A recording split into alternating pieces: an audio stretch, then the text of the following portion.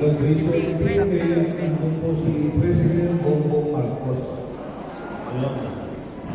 Ito yun. Ngayon, itong programa ito, alam nyo na, kung itong programa ito, napaliwanag na natin, di ba?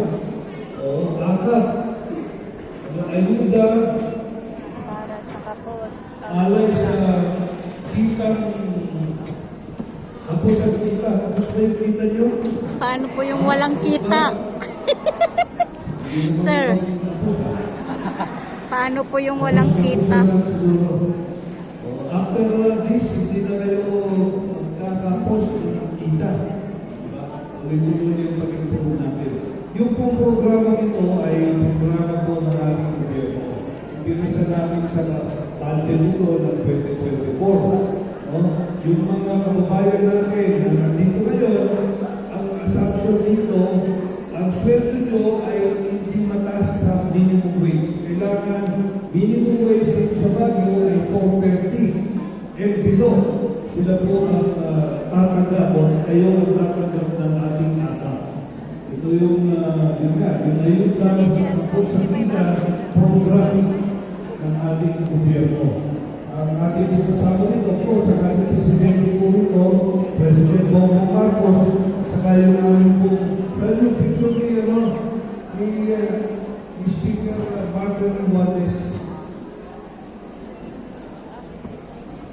Yung ba yun?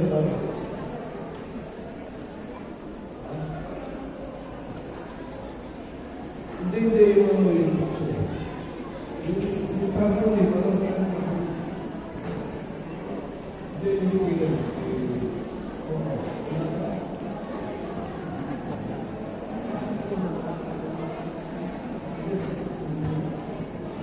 okay.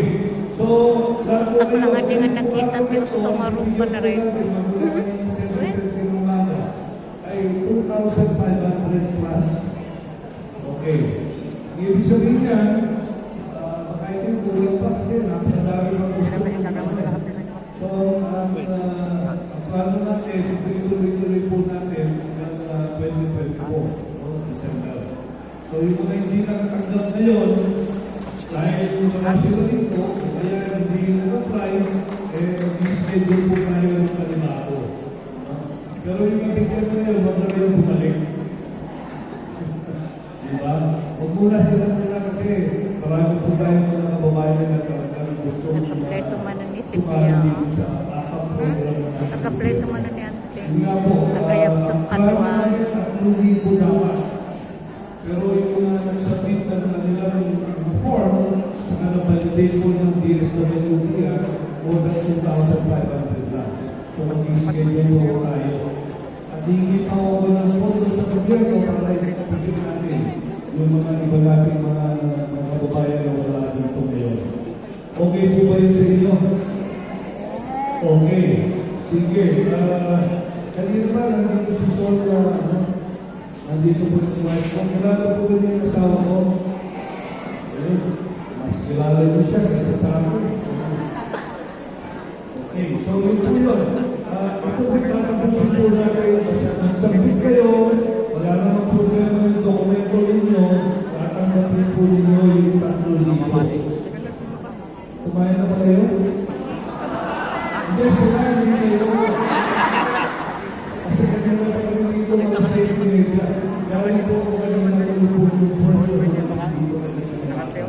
7:20, tapos dito pa, tapos sa freeway, sila lang natapos yung graduation. 287 mga kadeteng nag-graduate, na-assign sa Philippine Army.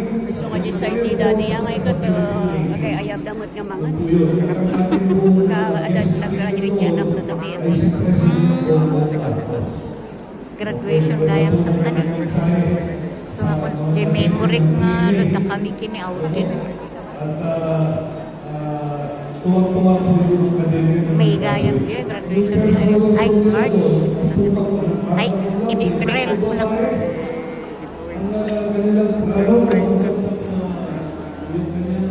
Mana ni Jen Mama pa diya Mother's Day diya ito na. Kuna na tembok memory at di graduation.